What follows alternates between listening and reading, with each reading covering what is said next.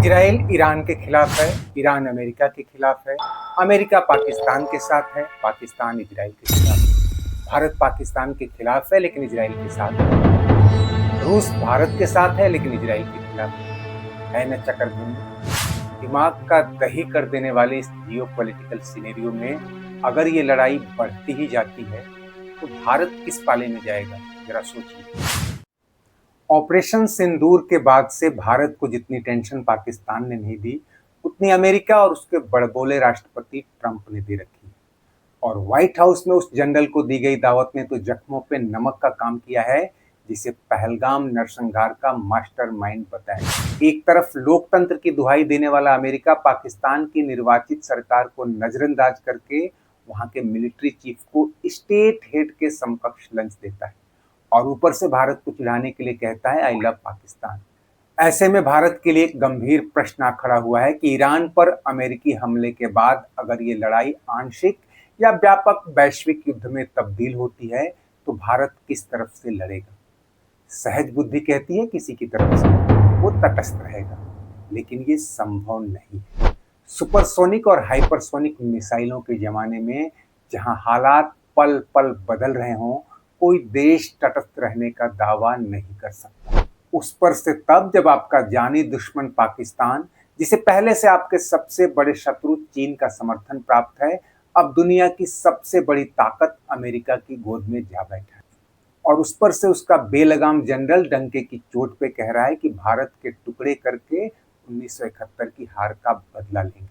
फिर ऐसा हो ही नहीं सकता कि भारत की सीमा से थोड़ी ही दूरी पर इतना बड़ा युद्ध लड़ा जा रहा हो और उसके दो कट्टर दुश्मन उसे शांति या बिना कोई नुकसान पहुंचाए बच निकल। जिन लोगों को अभी ये सवाल हल्का या बेवजह लग रहा है, उन्हें बता दें कि वर्ल्ड वॉर में भी भारत तटस्थ नहीं रह पाया था। हालांकि तब देश गुलाम था, लेकिन अंग्रेजों ने भारतीय सैनिकों और संसाधनों को पूरी तरह युद्ध में झोंक रखा था। दोनों ही युद्धों में 1.5 लाख से ज्यादा भारतीय सैनिकों और करीब 30 लाख नागरिकों की जान गई थी। खुद अंग्रेज इतिहासकारों की माने तो भारतीयों की मदद के बिना वे ये युद्ध नहीं जीत सकते थे। ऐसे में जब अमेरिका धीरे धीरे ईरान के खिलाफ अपने मंसूबे पूरा करता नजर आ रहा है, भारत के सामने पहला विकल्प तो यही बनता है कि जैसे वो रूस यूक्रेन या इजराइल हमास जंग में तटस्थ था, वैसे ही ईरान वॉर में न्यूट्रल ही रहेगा। लेकिन दोस्तों, पिछले 6 महीनों में या कह लें कि ट्रंप के दोबारा सत्ता में आने के बाद से दुनिया के हालात जिस कदर बदले हैं वो हमारी कल्पना से परे हैं।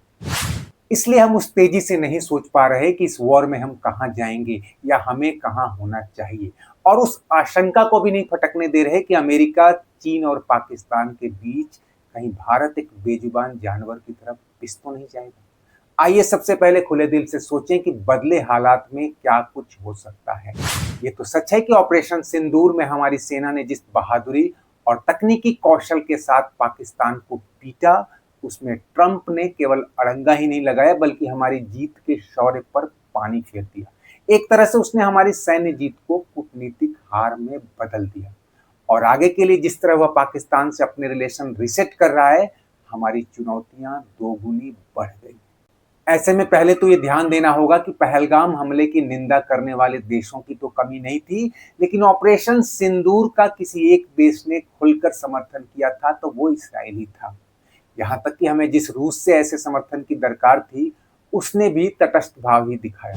क्योंकि ईरान कभी हमारा रणनीतिक साझेदार हुआ करता था, लेकिन हाल के वर्षों में उसके साथ ज्यादातर कूटनीतिक रिश्ते टूट चुके हैं। उसने हाल में कई मौकों पर भारत के धार्मिक हालात और यहाँ की सरकार के खिलाफ विश्व वमन ही किया है। ऐसे में हमारा उसके साथ जाने का तो सवाल ही पैदा नहीं होता।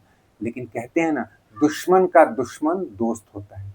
वो पाकिस्तान की सीमा के दूसरी तरफ है और हम इधर है। जब वह पाकिस्तान स्थित अमेरिकी एयरबेस से खुद पर हमले होता देखेगा तो संभव है कि पाकिस्तान पर भी हमला करे। ऐसे में दुनिया के तमाम इस्लामिक देश जो आज अमेरिका के डर से ईरान का साथ नहीं दे रहे, वो उस हालात में कम से कम पाकिस्तान का समर्थन तो नहीं करेंगे, क्योंकि इसराइल उनकी आंख का नासूर है जिससे ईरान लड़ रहा है। ऐसे में कूटनीतिक हालात तो यही होंगे कि अभी या आगे के लिए पाकिस्तान को घेरने या घेरे रखने के लिए ईरान डायरेक्टली या इनडायरेक्टली भारत का मददगार हो सकता है। वैसे हम अमेरिका की बातों में आकर हाल के वर्षों में ईरान से संबंध तो तोड़ते चले गए, जिसमें चार बहार प्रोजेक्ट जैसे आर्थिक हित भी थे।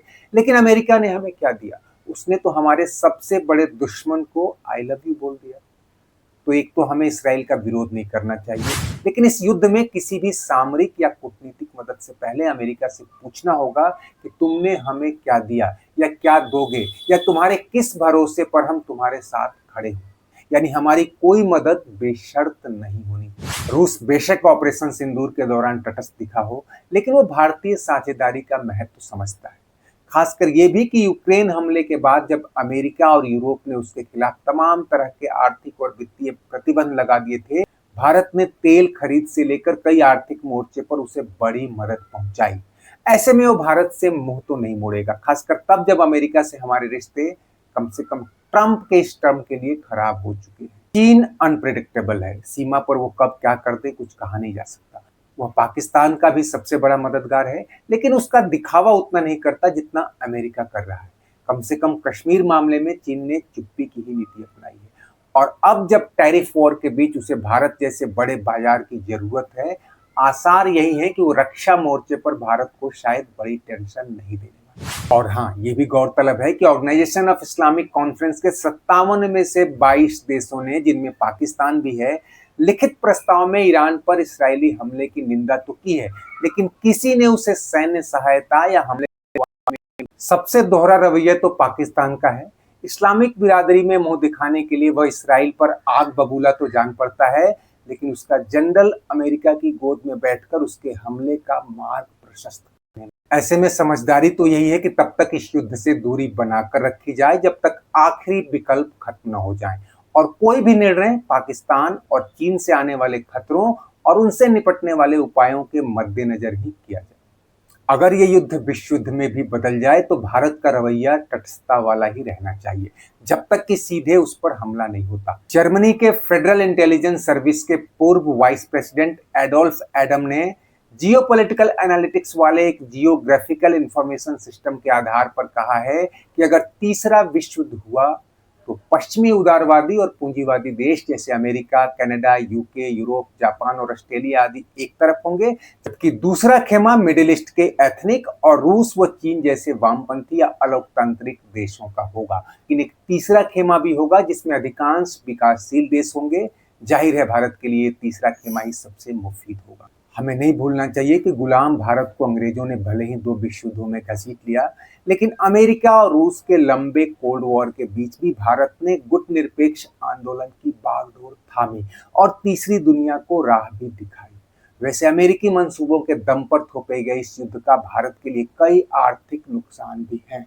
चीन और अमेरिका के बाद भारत दुनिया का तीसरा सबसे बड़ा क्रूड ऑयल कंज्यूमर है। आधे से ज्यादा तेल गल्फ कोऑपरेशन काउंसिल यानी जीसीसी के 6 देशों Bahrain, Kuwait, Oman, Qatar, Saudi Arab और यूएई के अलावा हाल तक ईरान से भी आता रहा है। यूक्रेन वॉर के बाद सिनेरियो थोड़ा बदला है और भारत ने तेल खरीद से रूस को वित्तीय मदद पहुंचाई, वो भी तब जब इसे किफायती रेट पर तेल मिल रहा था। भारत का करीब 20% ट्रेड खाड़ी देशों और वेस्ट एशिया से होता है। यही नहीं, खाड़ी देशों में भारत के 90 लाख से ज्यादा लोग काम करते हैं। ऐसे में वहां इतने बड़े डिस्ट्रप्शन के बाद भारत को आर्थिक चोट तो लगेगी ही, यानी वहां शांति हमारे हित में है। दोस्तों, इस बारे में आपकी क्या राय है कमेंट बॉक्स में जरूर बताएं, और चलते चलते वीडियो लाइक, शेयर और चैनल सब्सक्राइब कर लें। धन्यवाद, नमस्कार।